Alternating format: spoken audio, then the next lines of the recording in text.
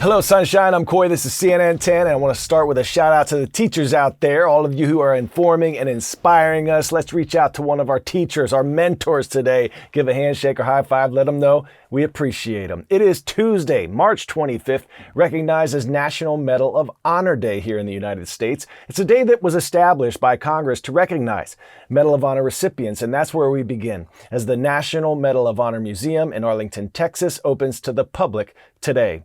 In the U.S., the Medal of Honor is the highest military award for valor, and the museum will honor more than 3,500 recipients of the award. Since the Medal of Honor was first authorized in the Civil War era, the medal has been awarded to U.S. service members who show bravery and boldness to go above and beyond the call of duty at the risk of their own lives. There are 3 types of medals awarded depending on the branch of the military. The Navy was the first branch of the military to award the medal in 1861, followed by the Army a year later. The Air Force's Medal of Honor was instituted in 1965. The museum is now home to more than 50 medals of honor, including the first one ever presented during the Civil War. It also has a large collection of artifacts like dog tags, flags, and the uniforms of recipients. Visitors will also be able to interact with a number of exhibits, including an interactive theater using AI technology that allows visitors to virtually talk to medal recipients. Our Jake Tapper got an early look at the museum and meets some of the heroes who are sharing their stories of bravery and service with us. Steps from sports icons rises the new home for a different kind of hero.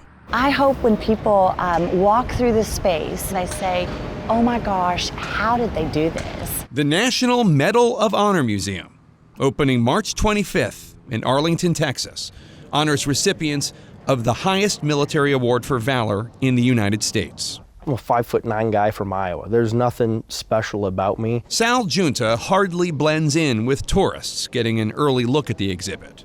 Nor should he. Junta is a war hero, among more than 3,500 medal recipients whose bravery and sacrifice is now enshrined here. I remember looking out and there was hundreds, if not thousands, of orange glowing bullets coming in. In 2007, Junta's platoon with the 173rd Airborne Brigade was ambushed in Afghanistan. I just ran into the ambush to fight next to my buddy. So he didn't fight alone. He wouldn't let me fight alone. His friend, Sergeant Joshua Brennan, had been hit and was being dragged away by the enemy. The world was blowing up around us, and all I could think of is, why are these guys running that way with him? I ran closer and realized it was 2 enemy carrying Sergeant Brennan. I eliminated the threat, and I grabbed my buddy and just took off running back the direction I came. Brennan ultimately would not survive, but the actions Junta took at great risk to his own life ensured that his buddy came home. Your courage prevented the capture of an American soldier and brought that soldier back to his family.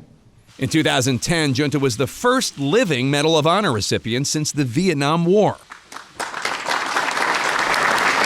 Actions like his, and thousands more, weave a tapestry of heroism displayed publicly for the very first time since the Medal of Honor was first authorized in 1861 during the Civil War. This museum allows me to talk about my buddies, because none of this was me. It was always us. You were awarded the Medal of Honor for hugging a suicide bomber. Over the years, Medal of Honor recipients have been on the lead, sharing their stories, such as Flo Groberg, who's featured in the museum. I had the most direct path towards the suicide bomber, and I just did my job. Ty has spoken openly. Ty Carter told us of the post-traumatic stress that lives on years after his sacrifices. I didn't believe it was real until I experienced it. I thought it was just an excuse. Told him I'm sorry. And Clint Romeshay movingly shared his regrets that he could not save even more of his battle buddies, returning years later to say he channeled that emotion into helping others. And that's where I've really started to try and focus. What are we going to do tomorrow to make stuff better? Their strength is represented in the Medal of Honor Museum's design. 31,000 square feet of exhibit space, hoisted into the air by just 5 pillars, each representing a branch of the U.S. military. I think it's just a great symbolic vision that we need each other. Charlotte Jones not only chairs the museum, she is from that Jones family, also an executive with the Dallas Cowboys. These great American heroes are the ones who inspires our guys, and so it's our job to tell those stories and to share it with more. I think we've never seen a more divided country than we have today, and to be able to bring our country together to remind everybody that we actually have the same values. The museum is interactive. Visitors can virtually handle a medal or fly on a Vietnam War helicopter mission, making heroism and sacrifice of the past an inspiration for the future. It's not an infantry museum or an army museum or a navy museum. This place says if you put your mind towards service of people, of care and compassion, not camouflage and guns, you can accomplish anything. 10-second trivia. What region of the brain processes and regulates emotions, behavior, and motivation? Cerebellum, limbic system, brainstem, or central nervous system? Answer is limbic system, a group of structures located deep within the brain that play a crucial role in emotional processing, motivation, and behavior. Now to a project that's using artificial intelligence algorithms and facial recognition on pigs. Scientists from 2 universities in the UK have developed technology to recognize the emotions of the highly intelligent and emotional animals that the human eye doesn't see. They hope that by pinpointing stressed pigs, they can improve their overall well-being. CNN's Allison Chinchard shows us how the project could help farmers more quickly detect health issues in pigs and more.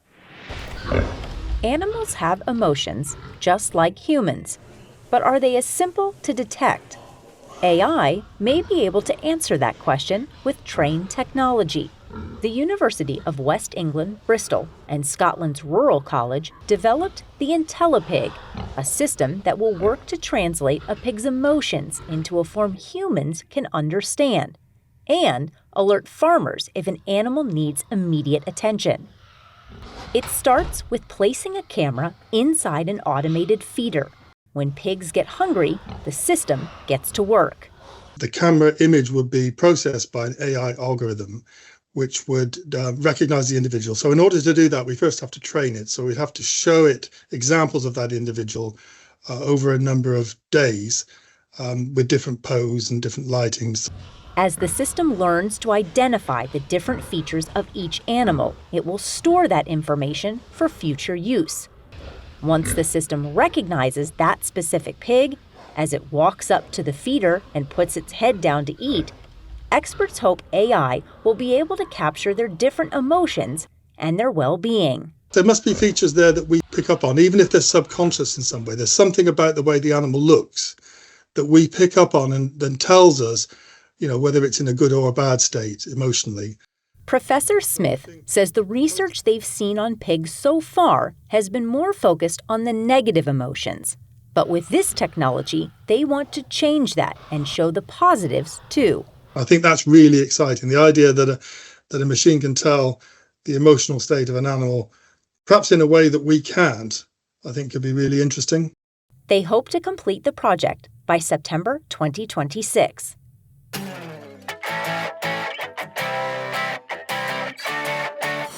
Today's story getting a 10 out of 10 is a mysterious ocean encounter that had scientists scratching their heads. Scientists off of New Zealand's northern coast were stumped when they spotted an orange blob on the back of a Mako shark back in 2023. Well, mystery solved. Turns out it's an octopus hitching a ride. A shark, now 8-armed and dangerous. The newly released video of the so-called sharktopus went viral, has people giggling like 10 tickles.